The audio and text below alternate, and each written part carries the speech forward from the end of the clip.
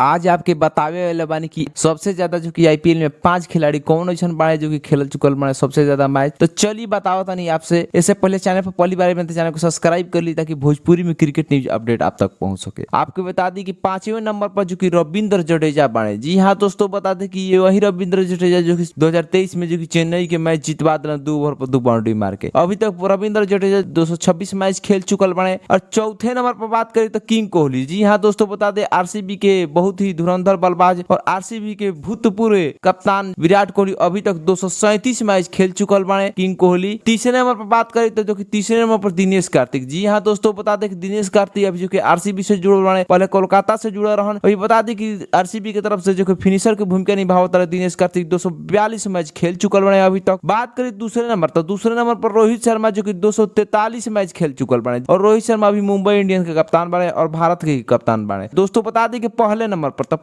पर महेंद्र सिंह धोनी है और अभी तक बात करी पहले नंबर पर एमएस धोनी बाड़े जो कि 250 मैच खेल चुकल बाड़े। जी हाँ दोस्तों, आईपीएल में सबसे ज्यादा मैच खेले वाला खिलाड़ी जो कि एमएस धोनी बाड़े। तो आपकी वीडियो देख के कैसा लागल कमेंट बॉक्स में बताई। धन्यवाद।